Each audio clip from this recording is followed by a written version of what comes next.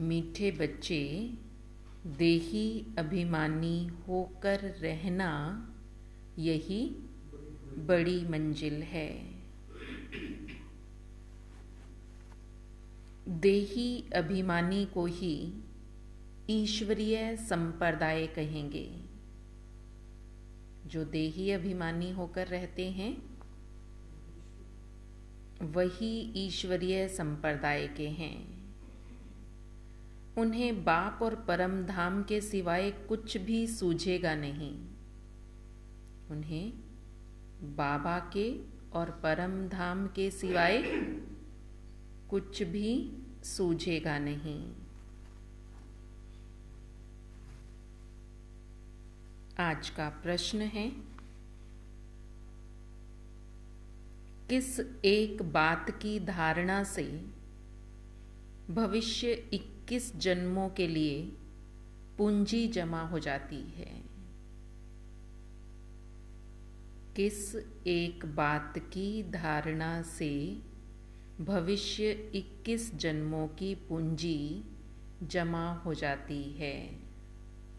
कौन सी बात की धारणा होगी तो भविष्य 21 जन्मों के लिए हमारे पास पूंजी जमा हो जाएगी?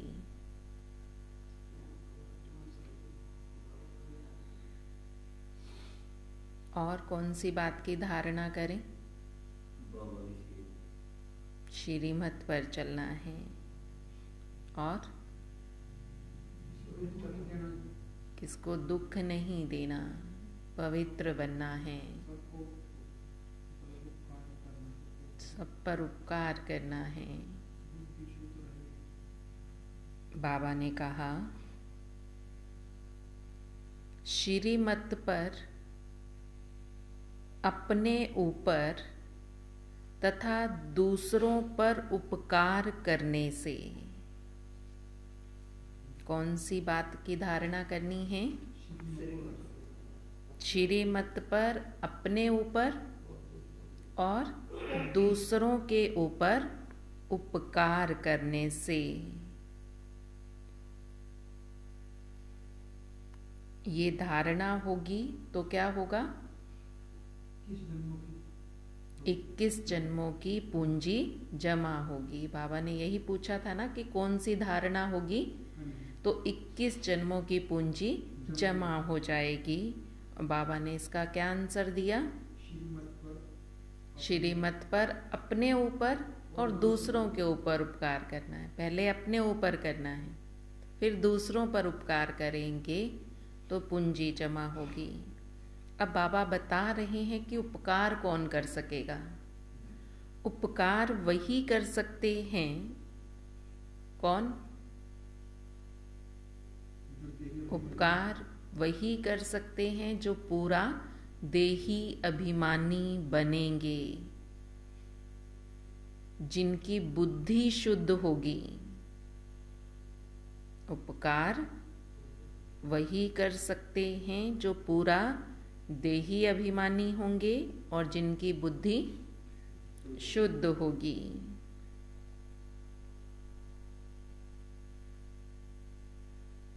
देह अभिमान में आने से क्या होता है? अपकार होता है। देही अभिमानी बनेंगे तो उपकार होगा, देह अभिमान में आने से अपकार हो जाता है और जमा की हुई पूंजी भी खत्म हो जाती है। जो पूंजी हमने देही अभिमानी बनकर जमा की थी, तो बाबा कहते हैं जब देह अभिमान में आएंगे तो जो पूंजी जमा की है वो भी खत्म हो जाएगी, घाटा पड़ जाएगा। जहां देह अभिमान बॉडी कॉन्शियस में आए, अपकार होना शुरू हो जाएगा। जो पूंजी जमा की है वो भी खत्म हो जाएगी और तीसरा घाटा पड़ जाएगा।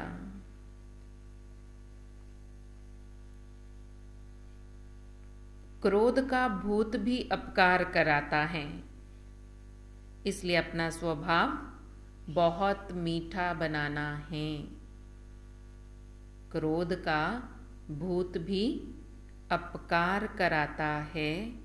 इसलिए बाबा समझा रहे हैं अपना स्वभाव बहुत मीठा बनाना है।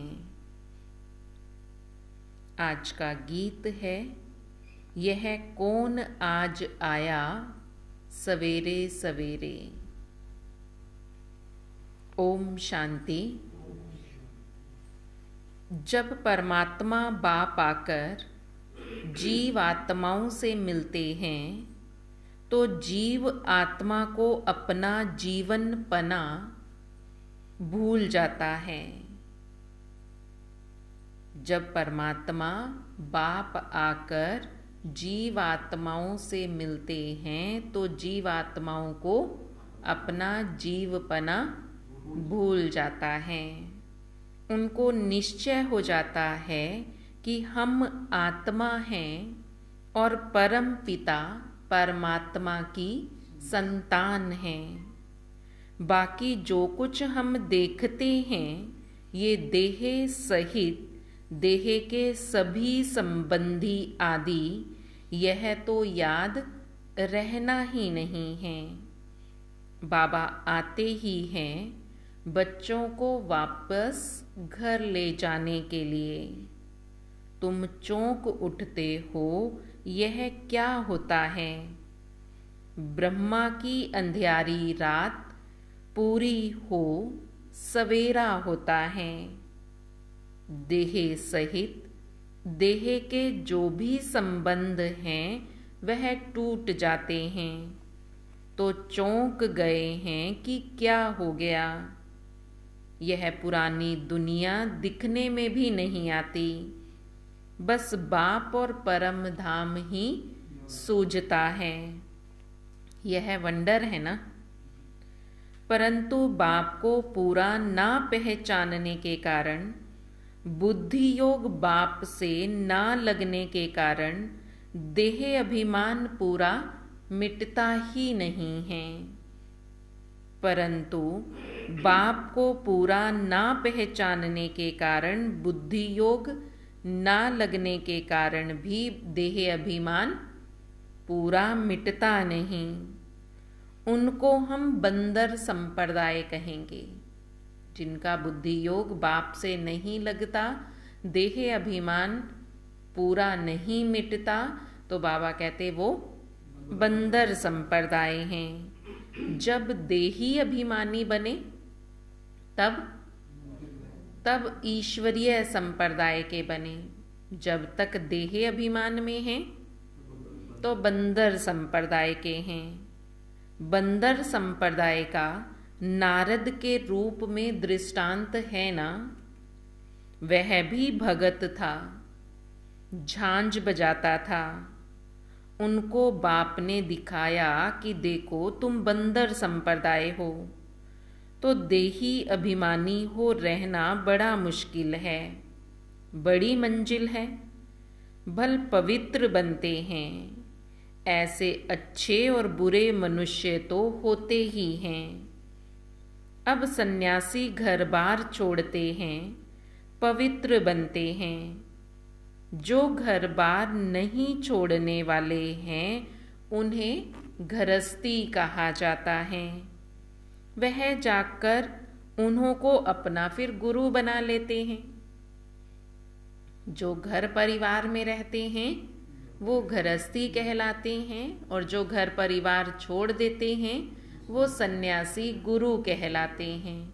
फिर गृहस्थी उन्हें जाकर के अपना गुरु बनाते हैं। अब सन्यासी घर बार छोड़ते हैं, पवित्र बनते हैं। जो घर बार नहीं छोड़ने वाले हैं वो गृहस्थी कहलाते हैं। वह जाकर उन्हों को अपना गुरु बनाते हैं। कलयुगी दुनिया के सभी मनुष्य मात्र फिर उनके आगे जाकर माथा टेकते हैं। इस समय कलयुग के सभी मनुष्य नास्तिक निधन के हैं। हे भगवान, हे परमपिता परमात्मा कह पुकारते तो हैं, परंतु उनको जानते नहीं कि आखरीन भी वह कौन है। पुकारते पुकारते थक पड़े हैं, कह देते हैं ईश्वर सर्वव्यापी भी है। बंदगी भी करते हैं परंतु जानते नहीं। यह तो समझने की बात है। भगवानोवाच, गीता में भी भगवानोवाच है ना। यह है आसुरी संप्रदाय। भगवान ने क्यों कहा है तुम बंदर मिसल हो? अपनी शक्ल तो आईने में देखो। भगवान को जानते ही नहीं, ढूंढते रहते हैं। इसलिए मनुष्य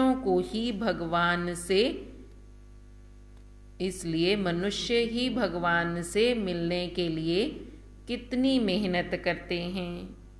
जो ढूंढ रहे हैं तो मिलना भी तो उन्हीं को चाहिए ना। बाबा ने समझाया कि मनुष्य देखो कितनी भक्ति पूजा पाठ करते हैं भगवान से मिलने के लिए। जो इतनी मेहनत कर रहे हैं तो उनको भगवान से मिलना भी चाहिए।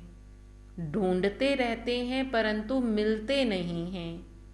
उनको सही परिचय बताओ दो तो फिर मानते ही नहीं, आते ही नहीं हैं। तो बाबा यही समझा रहे हैं। तो सही मायने में उन्हें भगवान मिलना चाहिए लेकिन मिलते नहीं हैं।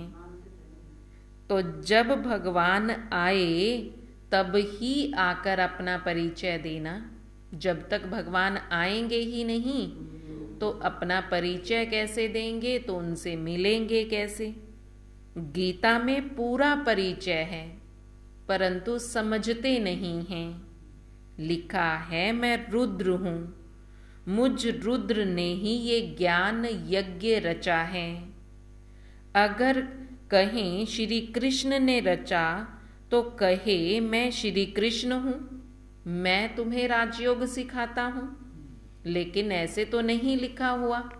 गीता में भगवानोवाच लिखा हुआ है कि मैं भगवान रुद्र हूं और मैं आकर के रुद्र ज्ञान यज्ञ रचता हूं। अगर श्री कृष्ण भगवान होता तो फिर ये कहता कि मैं श्री कृष्ण हूं और मैं श्री कृष्ण आकर तुमको राजयोग सिखाता हूं। परंतु श्री कृष्ण ज्ञान यज्ञ तो नहीं कहा जाता ना। क्या कहा जाता है? रुद्र ज्ञान यज्ञ कहा जाता है।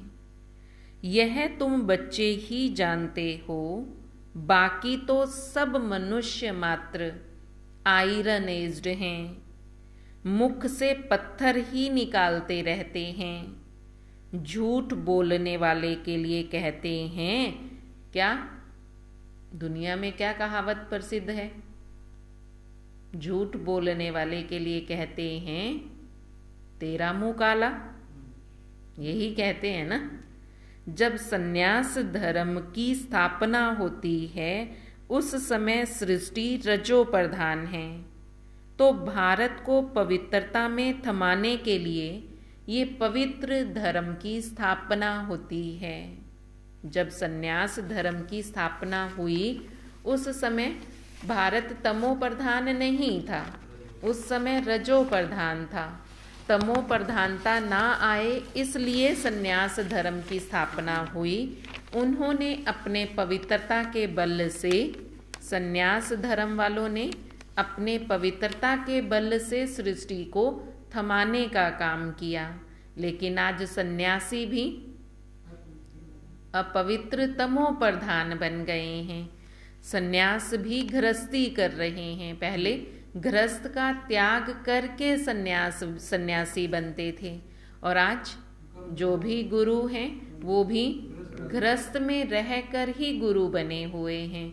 तो इसलिए बाबा कहते उस समय सन्यासी भी पवित्र सतो प्रधान थे। रजो प्रधान सृष्टि थी तो सन्यासियों में भी वो प्रधानता थी। लेकिन अब सृष्टि जैसे जैसे तमो प्रधान बनी तो वो भी तमो प्रधान बन गए हैं। उनको रजोगुणी सन्यासी कहा जाता था। सन्यास जरूर करते हैं परंतु रजोगुणी, वह कोई सतो प्रधान नहीं है।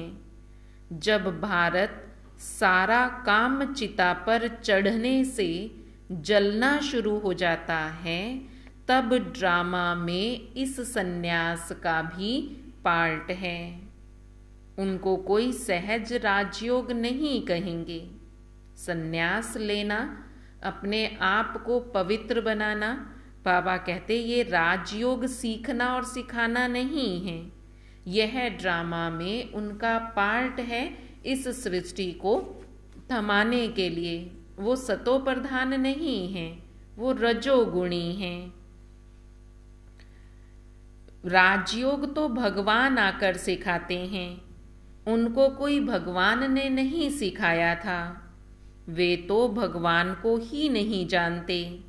ये बड़ी भारी भूल कर दी है जो श्री कृष्ण को द्वापर युग में ले गए। बाप बैठ भूले हुए मनुष्यों को समझाते हैं, परंतु समझाने में बड़ी रिफाइननेस चाहिए। सन्यासी लोग कहते हैं आप सन्यास धर्म की निंदा करते हो, बोलो आकर समझो। पहले बताओ तुम निंदा किसको कहते हो? परमपिता परमात्मा जो सबका बाप है, गीता का भगवान है, उसने समझाया है, श्री कृष्ण ने नहीं समझाया। क्या समझा रहे हैं? सन्यासी कहते हैं आप सन्यास धर्म की निंदा करते हो, तो बाबा कहते हैं उनको समझाओ, पहले बताओ तुम निंदा किसको कहते हो? तुमने भी तो परमात्मा की निंदा की, तुम भी तो कहते हो परमात्मा सबका बाप है, गीता का भगवान है, उसने हमें समझाया है। फिर श्री कृष्ण गीता का भगवान परम पिता परमात्मा कैसे हो सकता है? श्री कृष्ण ने नहीं गीता समझाई, परमपिता परमात्मा ने आकर कहा है अब कलयुग का अंत है, सभी मनुष्य जड़ जड़ भूत आसुरी बन गए हैं। यह है पतित आसुरी राज्य। सतयुग है पावन दैवी राज्य। वह समझते हैं हम ही ईश्वर हैं, परंतु वो तो है नहीं। ईश्वर तो सभी का एक है, जिसको सब याद करते हैं। यह समझने की बातें हैं। समझाना हो, समझना हो तो आकर समझो। बाबा कहते ये समझने की बातें हैं, अगर समझना हो तो आकर समझो। परंतु समझाने वाला भी बड़ा रिफाइन चाहिए। जिनमें क्रोध का भूत होगा वह क्या समझ सकेंगे? क्रोध का भूत, मोह का भूत, लोभ का भूत, छोटे बड़े भूत तो होते ही हैं। गंदी आदतें हैं। अच्छे अच्छे बच्चों से भी माया कुछ ना कुछ करा देती है। यह है सब देह अभिमान की शैतानी। देह अभिमान आया तो फिर जैसे बंदर बन जाते हैं, फिर वह मंदिर लायक बन ना सकें। तुम जानते हो मंदिर लायक देवी देवताएं ही बनते हैं, उन्हों के लिए ही मंदिर बनाया जाता है। सतयुग में तो सारी दुनिया को शिवालय कहा जाता है। सभी मंदिर में रहते हैं, सृष्टि ही पवित्र मंदिर बन जाती है। विश्व शिवालय बन जाता है, जिसमें यथा राजा रानी तथा प्रजा सब पवित्र रहते हैं। तो कोई को बड़ा युक्ति से समझाना होता है। बड़ी युक्ति से समझाएंगे तो समझ सकेंगे। जैसे चूहा काटता है तो पहले फूंक मारता है कि पता भी ना पड़े काटा है। ऐसे ही बाबा कहते तुम भी किसको समझाओ तो बड़ी युक्ति से समझाओ कि वो खुद ही कहे कि बात तो तुम सही कह रहे हो। अब युक्ति से समझाएंगे तो समझ सकेंगे, ये भी अक्ल चाहिए। कोई सन्यासी आदि आए तो पहले उनकी महिमा करनी चाहिए कि आओ सन्यासी जी, आप तो बहुत अच्छे हो जो आपने सन्यास किया है, आपने घर बार भी छोड़ा। फिर आगे बताना चाहिए कि क्या तुमको मालूम है कि सन्यास 2 प्रकार का होता है। एक है घर बार छोड़ने का सन्यास और दूसरा है घर बार ना छोड़ने का सन्यास। फिर वो पूछेंगे ये घर बार ना छोड़ने वाला सन्यास कैसा होता है, तो समझाना चाहिए गृहस्थ व्यवहार में रहते राजयोग सीख कर विकारों का सन्यास करना, स्वर्ग का मालिक बनना। कभी सुना है कि गृहस्थ व्यवहार में रहते हुए हम राजयोग सीखकर विकारों का सन्यास कर स्वर्ग का मालिक बन सकते हैं? तो बाबा कहते ये बात उन्हें बताकर पूछो कभी सुना है, तो कहेंगे कि ये बात तो शास्त्रों में लिखी हुई है ही नहीं। गीता में श्री कृष्ण का नाम डालकर द्वापर में ले आए हैं, तो समझेंगे भी कैसे?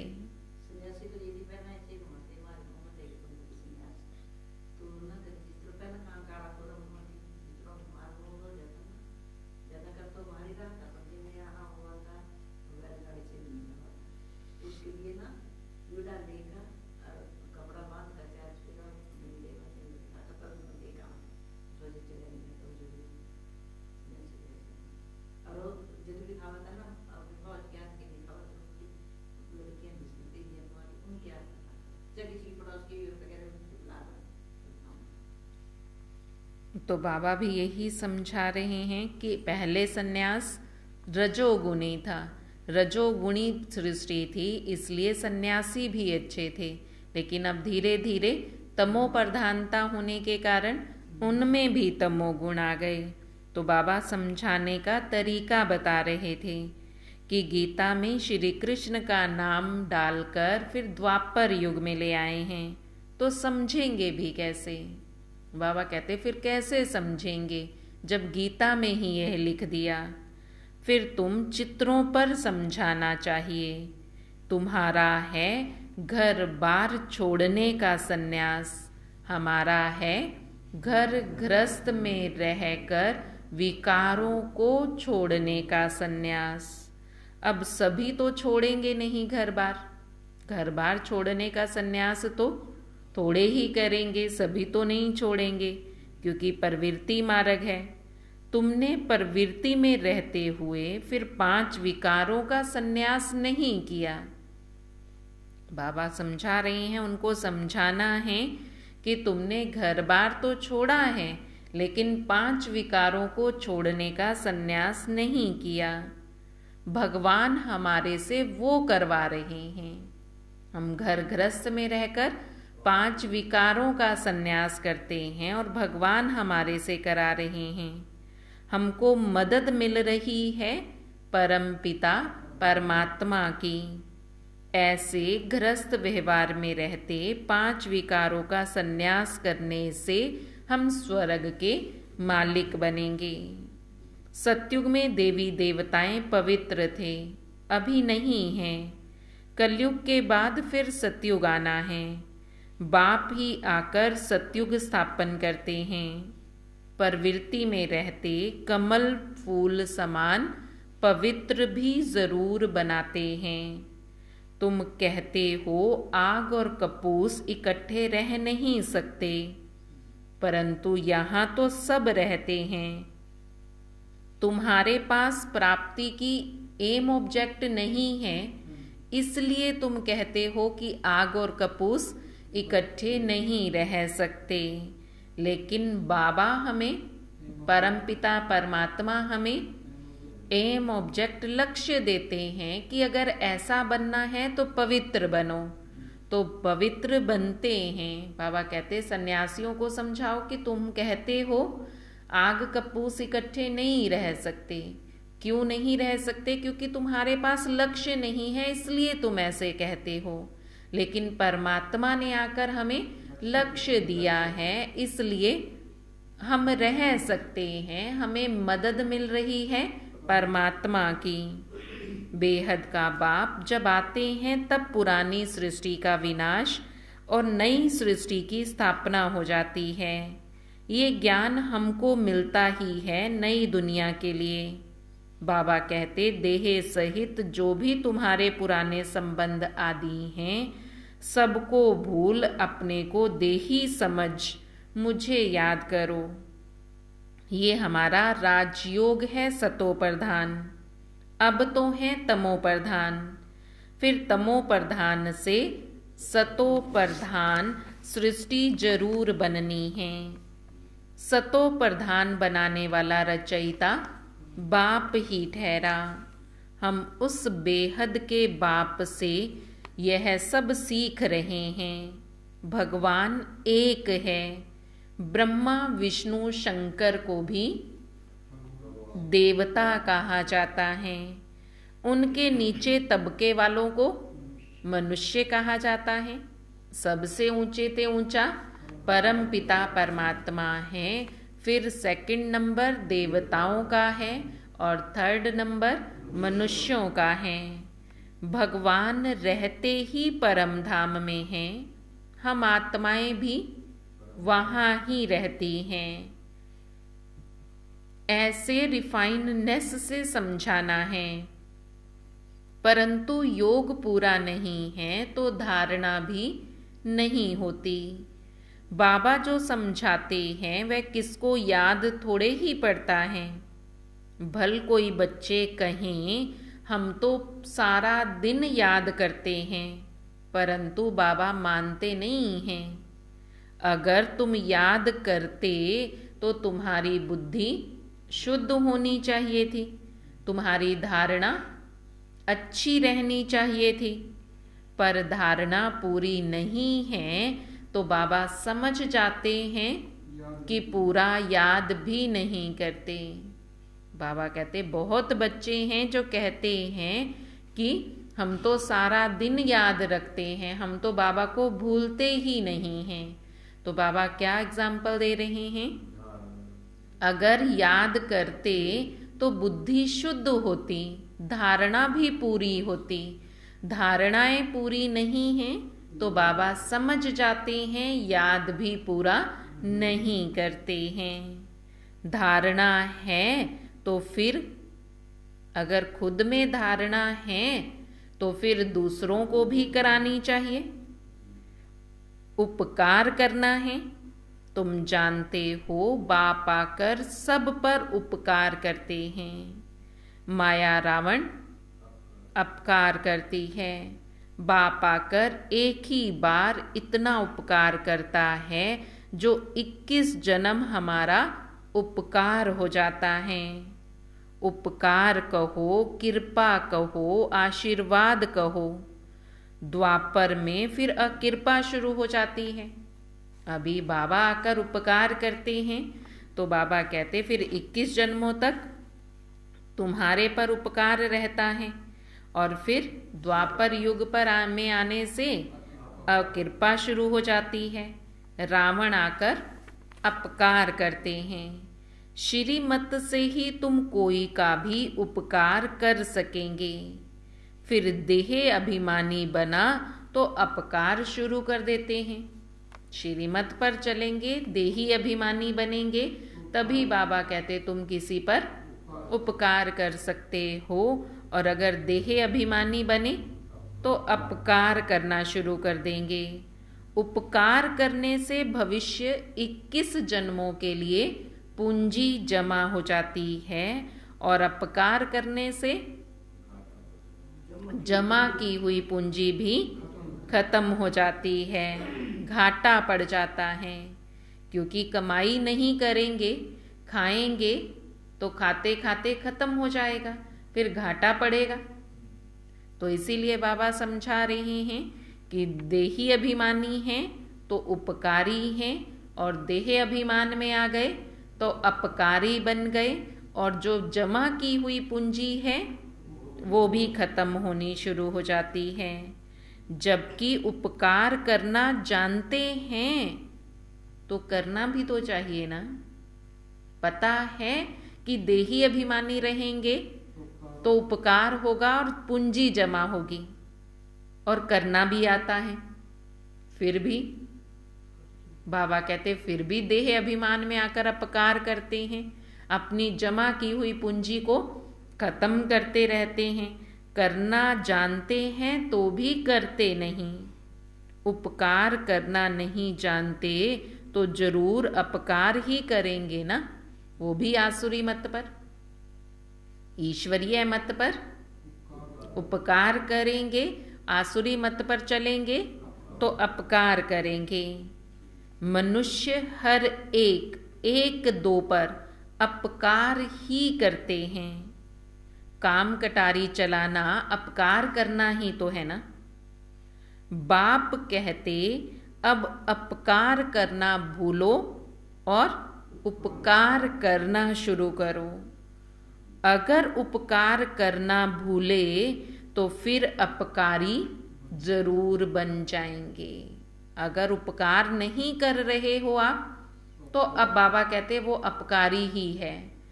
हम कई बार सोच लेते ना हम उपकार कर रहे हैं ना अपकार कर रहे हैं, पर बाबा समझा रहे हैं अगर आप उपकार नहीं कर रहे हो ना तो अपकार ही कर रहे हो। अब मुझे अपकार नहीं उपकार करना है, अपनी पूंजी जमा करनी है, ना कि अपकार करके जो पूंजी जमा की है उसको खत्म करना है। सेकंड में उपकार और सेकंड में ही अपकार भी कर देते हैं। एक सेकंड में उपकार किया, अगले सेकंड अपकार कर देते हैं। इसलिए घड़ी घड़ी बाबा बच्चों को समझाते हैं। बाबा को क्यों समझाना पड़ रहा है कि ऐसा नहीं है कि उपकार नहीं करते हैं। बाबा कहते हैं उपकार भी करते हैं लेकिन साथ साथ अपकार भी करते हैं। तो उपकार करने से जो पूंजी जमा की, अपकार करने से वो पूंजी खत्म कर लेते हैं। फिर जमा तो कुछ भी नहीं हुआ, फिर 21 जन्मों के लिए क्या मिलेगा। जब मिलने के लिए जमा भी तो करना पड़ेगा ना।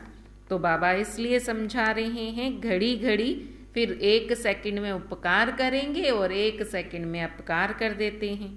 अच्छे अच्छे बच्चे कितने उपकारी थे, उपकार करने की शिक्षा जानते थे, अपने ऊपर और दूसरों पर उपकार करते थे। फिर माया के चक्कर में आकर भगंती हो गए, अर्थात अपकारी बन पड़े। जो बाबा को जानकर पहचान कर बाबा कहते उपकार करते थे तो भगंती हो गए, माना अपकार करना शुरू कर दिया। कितना अपकार करते हैं। मनुष्य समझते हैं कुछ तो होगा जो भागे, तो फिर दूसरों के आगे भी निंदा कराई ना।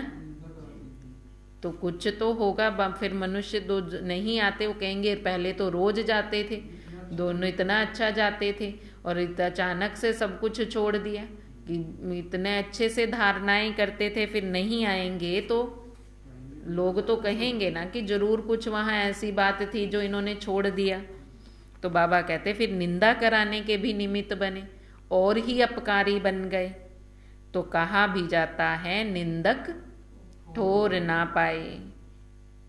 अपकार करने से जो कुछ जमा किया था वह भी खत्म हो गया।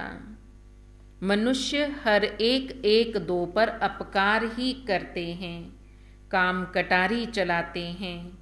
मनुष्य समझते हैं कि वहाँ जाने से कुछ उल्टी सुल्टी बकवाद जाकर करते हैं, फिर जाएंगे कैसे।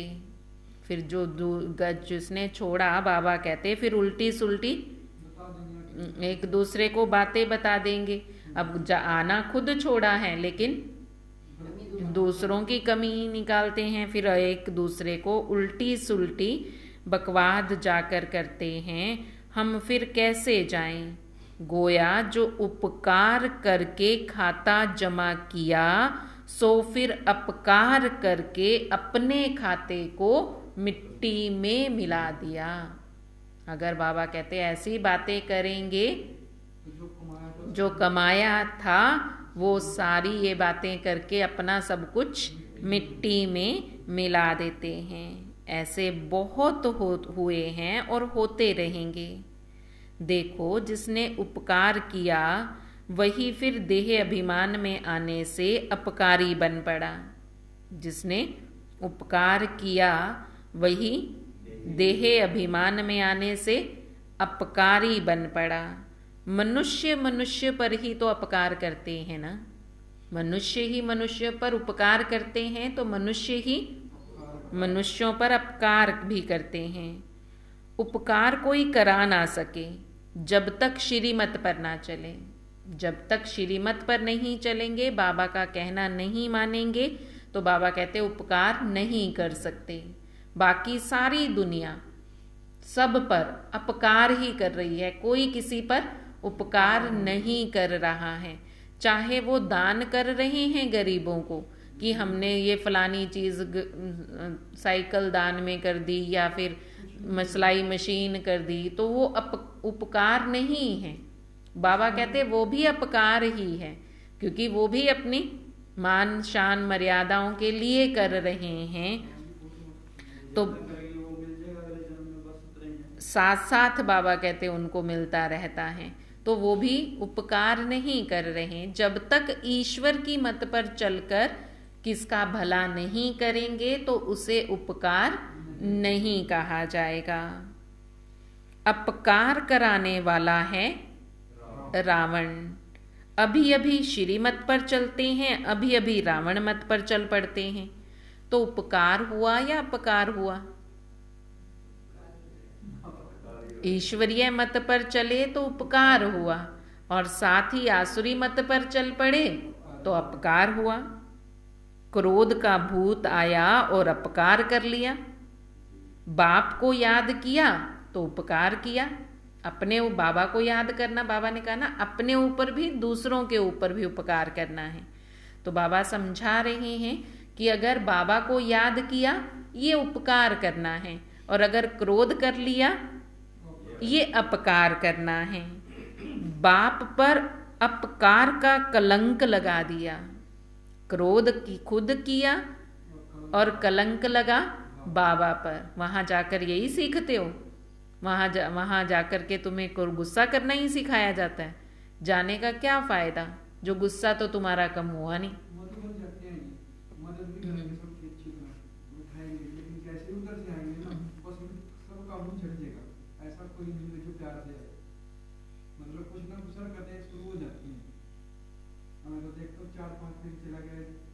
चाहे मैं भी हूँ, इधर से मदद भी करेंगे, सबका सामान भी चढ़ाएंगे, भाई तू यहाँ बैठ, सीट भी उठाएं, हमने बस फिर वही। तो वही बाबा तो उपकार और अपकार दोनों साथ साथ करते हैं। क्रोध का भूत आया और अपकार कर लिया, फिर बाप पर अपकार का कलंक लगा दिया, निंदा करा दी, तो बाबा क्या कहेंगे? फिर ऐसे बच्चों को बाबा क्या कहेंगे? ईश्वरीय औलाद कहेंगे? कहेंगे कि ईश्वरीय औलाद ऐसी होती हैं? अपने आप को फिर ईश्वरीय औलाद बाबा कहते कहला सकते हो? कहेंगे ईश्वरीय औलाद ऐसी होती है? वह फिर दिल से उतर जाते हैं। कोई का भूत निकल जाता है तो फिर उनकी महिमा भी करते हैं। कोई में अगर क्रोध का भूत है और निकल गया तो बाबा कहते उनकी महिमा भी की जाती है। लेकिन अगर क्रोध का भूत है तो फिर दिल से उतर जाते हैं। क्रोध बहुत खराब है, इसलिए बाबा समझाते रहते हैं, मीठे बच्चे मीठा स्वभाव वाले बनो, अपना टेम्पर लूज नहीं करो। मतलब एकदम से गुस्सा नहीं करो। क्रोधी टेम्पर अज्ञान है, क्रोध का स्वभाव अज्ञान है। अपना स्वभाव बहुत मीठा बनाना है। इसके लिए बाबा समझाते हैं, ममत्व को बिल्कुल छोड़ना है। जिससे ममत्व होता है तो बाबा कहते ममत्व छोड़ेंगे तो ही क्या होगा, स्वभाव मीठा बनेगा। ममत्व टूटते टूटते जब अंत का समय आएगा तब संपूर्ण बनेंगे। रेस है ना, बच्चे जानते हैं मम्मा बाबा पहले पहुंचते हैं, तो उनकी मत पर चल हमें उन्हें फॉलो करना चाहिए, उन्हें उनकी धारणा करनी चाहिए। मम्मा बाबा फर्स्ट नंबर पर हैं तो उन्हें फॉलो करना है, उनकी धारणाओं में धारणा करनी है। माँ बाप के दिल पर चढ़ेंगे तभी तो तख्त पर बैठेंगे ना। अपने से पूछना है कि हम लक्ष्मी को वरने अर्थात माँ बाप के तख्त पर बैठने लायक बने हैं। अपने आप से पूछना है, हम लक्ष्मी को वरने व माँ बाप के तख्त पर बैठने के लायक बने हैं। पहला तख्त तो मम्मा बाबा का है, तो हम उनके तख्त पर बैठने लायक, उनके जैसे सेकंड नंबर पर तख्त पर बैठने लायक बने हैं। अगर समझते हैं हमारे में क्रोध है तो वह कभी दिल पर चढ़ नहीं सकते, ना भविष्य में महाराजा महारानी बनेंगे। ना दिल पर चढ़ सकते हैं, ना भविष्य में वो महाराजा महारानी बनेंगे। कौन? जो क्रोध करते हैं। इसलिए बाबा कहते कदम कदम श्रीमत पर चलना है। अगर ट्रेटर बन पड़े तो जाकर क्या बनेंगे? चंडाल बनेंगे। निंदा तो यहाँ पर कराई ना, तो बाबा कहते फिर सतयुग में जाकर क्या बनोगे? अगर बाबा की निंदा कराई, ट्रेटर बने, तो फिर वहां जाकर चंडाल बनेंगे। हूबहू कल्प पहले वाली बातें बाबा रोज रोज समझाते सुनाते रहते हैं, उनमें कहाँ भी फर्क नहीं पड़ सकता। जो बातें बाबा ने कल्प पहले समझाई थी वही अब भी समझा रहे हैं, उसमें फर्क नहीं पड़ सकता। कितना ज्ञान का फिर नशा रहना चाहिए। बाबा जो ज्ञान हमें दे रहे हैं तो बाबा कहते इस ज्ञान का नशा बहुत रहना चाहिए, परंतु जो सर्विस पर होंगे उनको ही नशा रहेगा। नशा किसको रहेगा? जो सर्विस पर होंगे। जो जैसी सेवा करते हैं उनको फल भी जरूर उतना ही तो मिलेगा। जितनी सेवा करेंगे फल भी उतना ही मिलेगा। नंबर 1 है नॉलेज देना, उसमें बहुतों को सुख दे चक्रवर्ती बनना है। नंबर 1 है नॉलेज देना, उसमें भी बहुतों को सुख दे करके हमें चक्रवर्ती बनना है। औरों को बनाएंगे, खुद भी चक्रवर्ती बनेंगे, औरों को भी बनाएंगे। सर्विस की युक्तियां बहुत अच्छी बताई जाती हैं, कहाँ भी सर्विस हो सकती है। फिर करके 100 में से 1 जागेगा, मेहनत का काम है। ऐसी ऐसी रात दिन बाबा का विचार, ऐसे ऐसे बाबा कहते रात दिन बाबा का विचार सागर मंथन चलना चाहिए। बाबा का भी विचार सागर मंथन चलता है कि कैसे सेवा करें, फिर करके बहुतों को जगाएंगे तब कहीं जाकर एक जागेगा। ये नहीं बाबा ने कहा जितनों को आप जगाओगे उतने जाग जाएंगे। 100 को जगाओगे तब एक जागेगा। हम तो 100 को जगाते ही नहीं, 10 को ही जगाकर थक जाते हैं कि ये तो जागते ही नहीं, बस अब औरों को क्या जगाना जब यही नहीं जागे। तो बाबा कहते कि 100 को जगाओगे तब कहीं एक जागेगा। मेहनत का काम है। तो मेहनत करनी पड़े ना। बाबा कहते हैं सेवा के लिए फिर ये मेहनत करनी पड़ेगी। ऐसे नहीं कि हमने जगाया और वो जाग जाएंगे, एक ही बार में नहीं जागेंगे, कई कई बार जगाना पड़ेगा, तब कहीं जा करके जागेंगे। इसलिए, और उसमें से भी 100 को जगाओगे तो कोई एक ही जागेगा, कई बार 100 को भी जगाएंगे तो एक भी नहीं जागेगा। कि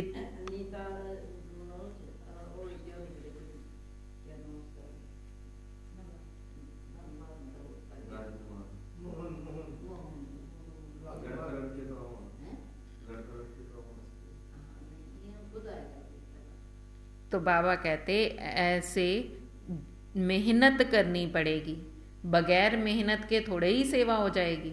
हम कहें कि बस एक को हमने कह दिया तुम आ जाना, हर प्रोग्राम पे बोल दिया, 1 2 को, 10 को, 20 को, 50 को, 100 को, तो वो जाग जाएंगे। ऐसे नहीं होगा। बाबा कहते मेहनत करनी पड़ेगी आपको, बगैर मेहनत के राजाई थोड़े ही मिल सकती है।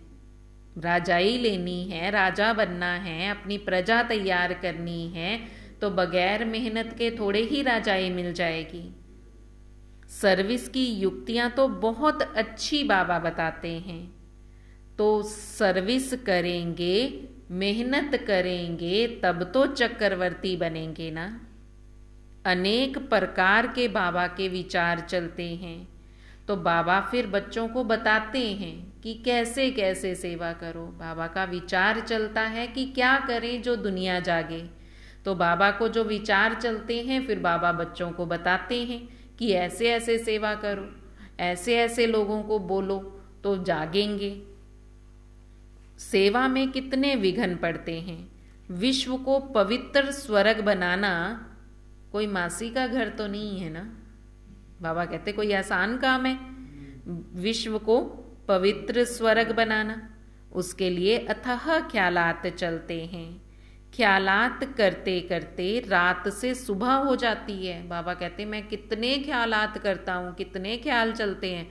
कभी कभी तो ख्याल करते करते सुबह हो जाती है, तो भी ख्याल करता ही रहता हूँ। इसलिए गाया हुआ है नींद को जीतने वाले बनो।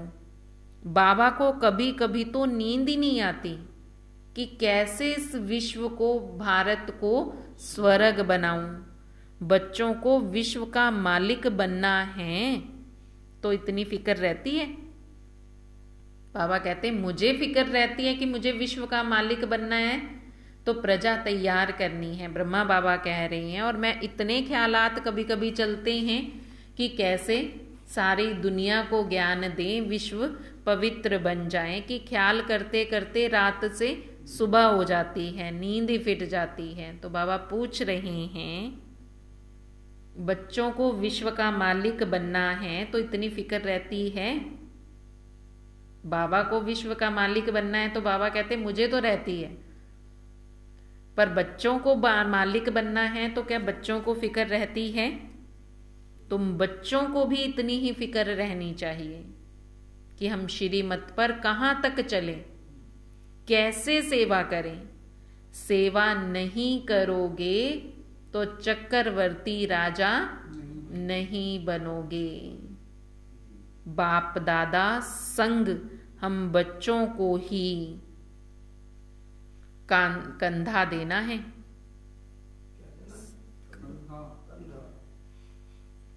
बाबा कहते बाप दादा संग हम बच्चों को ही सारी दुनिया को पवित्र बनाने का, सारी दुनिया को उठाने का कंधा देना है। सहारा हम बच्चों को ही देना है, बाबा अकेला थोड़ी कुछ करेगा।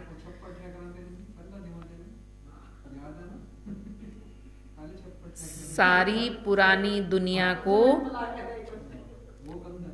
तो बाबा कहते कि बाप दादा संग बच्चों को ही कंधा देना है, बाबा अकेले नहीं कुछ भी करेंगे। जो कंधा देंगे वो बाप समान चक्रवर्ती, महाराजा, महारानी बनेंगे, और जो नहीं देंगे तो बाबा कहते फिर वहीं के वहीं रह जाएंगे। बाबा ने आज कहा चंडाल बनेंगे। अगर अपकार किया बाबा की सेवा श्रीमत पर नहीं चले तो माना उपकार नहीं कर रहे तो अपकार कर रहे हैं। सारी पुरानी दुनिया को रवाना करना है, यह है सच्ची सेवा। अब बच्चों को इस सेवा में लग जाना चाहिए। कब से? फिर बाबा कहता रहता है, हम सुनते रहते हैं, ठीक है, कहता रहे। पंचों का कहना सिर माथे, पर नाला वहीं के वहीं रहेगा। वो वाली कहानी है हमारी कि बाबा का तो काम है रोज रोज कहना, कहता रहेगा, पर हमने तो नहीं करना, हमने तो नहीं सुनना। नहीं, वो भी बात नहीं है, जब होएगा हो जाएगा। ठीक है, बाबा तो कहता रहता है, अब इतना थोड़ी कर सकते हैं, बस इतना कर रहे हैं, मुरली सुनने आ जाते हैं, यही बहुत है। ये भी उस पर उपकार कर रहे हैं, हम मुरली सुनने आ रहे हैं, अपने लिए नहीं आ रहे, उस पर उपकार कर रहे हैं हम कि ठीक है, मुरली सुनने तो कम से कम आ रहे हैं ना। अच्छा, मीठे मीठे सिक्की लदे बच्चों प्रति माता पिता बाप दादा का याद प्यार और गुड मॉर्निंग। रूहानी बाप की रूहानी बच्चों को नमस्ते। हम रूहानी बच्चों की रूहानी बाप दादा को दिल व जान सिक व प्रेम से नमस्ते नमस्ते नमस्ते जी। धारणा के लिए मुख्य सार है, कभी भी रावण की मत पर चल देह अभिमान में आकर बाप का अपकार नहीं करना है।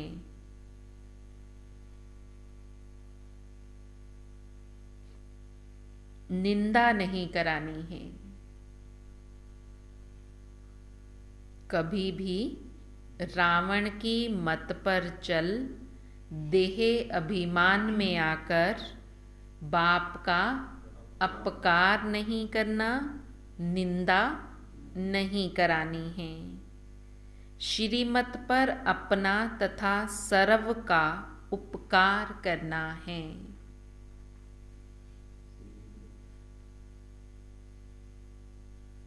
श्रीमत पर अपना तथा सर्व का उपकार करना है। रावण की मत पर चलकर अपना बाप का अपकार नहीं करना, बाबा की निंदा नहीं करानी। श्रीमत पर चलकर अपना और सर्व का उपकार करना है। क्रोध का भूत प्रवेश होने नहीं देना है।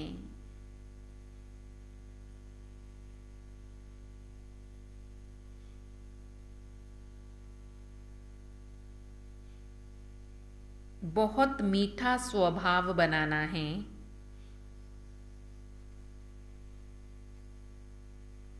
युक्ति से सेवा करनी है। क्रोध का भूत प्रवेश होने नहीं देना, बहुत मीठा स्वभाव बनाना है, युक्ति से सेवा करनी है।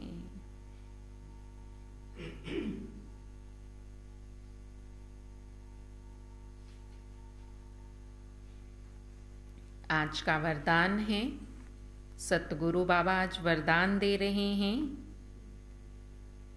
संपर्क में आने वाली आत्माओं को सदा सुख की अनुभूति कराने वाले, संपर्क में आने वाली आत्माओं को सदा सुख की अनुभूति कराने वाले मास्टर सुखदाता भव। जो भी आपके संपर्क में आए उसको सुख का अनुभव हो। तो बाबा समझा रहे हैं, संपर्क में आने वाली आत्माओं को सदा सुख का अनुभव कराना है, ऐसे मास्टर सुखदाता बनना है। आप सुखदाता के बच्चे मास्टर सुखदाता हो। कौन है हम? मास्टर सुखदाता। इसलिए सुख का खाता जमा करते रहो। सिर्फ यह चेक नहीं करो कि आज सारे दिन में किसी को मैंने दुख नहीं दिया, लेकिन ये चेक करो सुख कितनों को दिया। हम ये तो चेक करते हैं कि आज मैंने किसी को दुख नहीं दिया, पर बाबा कहते ये भी चेक करो कि दुख नहीं दिया तो सुख कितनों को दिया। जो भी संपर्क में आए, आप मास्टर सुखदाता द्वारा हर कदम में सुख की अनुभूति करें। इसको कहा जाता है दिव्यता और अलौकिकता। हर समय स्मृति रहे कि इस एक जन्म में 21 जन्मों का खाता जमा करना है। हर समय क्या स्मृति रखनी है? इस एक जन्म में मुझे 21 जन्मों का खाता जमा करना है। आज का स्लोगन है, एक बाप को अपना संसार बना लो तो अविनाशी प्राप्तियां होती रहेंगी। एक बाबा को अपना संसार बना लो तो आपको अविनाशी प्राप्तियां होती रहेंगी। अविनाशी प्राप्तियां करनी हैं तो बाबा को अपना संसार बनाना है। बाबा ही संसार मेरा, फिर गीत गाते रहेंगे, बाबा ही संसार मेरा है। संसार बाबा को बनाएंगे तो सारे संबंध बाबा से होंगे, तो सारी प्राप्तियां भी बाबा से होंगी। फिर अब प्राप्त नहीं कोई वस्तु हमारे खजाने में, हमारे खजाने में कोई भी अप्राप्ति नहीं होगी। कब? जब बाबा को अपना संसार बनाएंगे। संसार बनाना माना माता पिता, दोस्त, भाई बहन, बंधु सखा, सब कुछ वो है। फिर किसी और से कोई संबंध नहीं, ना दोते पोते से ना बच्चों से, सब कुछ मेरा वो है। बच्चे भी वही हैं, दोते पोते भी वही हैं। फिर वही संसार बनाना माना सारे संबंध मेरे बाबा से हैं, बाकी दुनिया से मेरा किसी से कोई संबंध नहीं। तब अविनाशी प्राप्तियां होती रहेंगी। ओम शांति।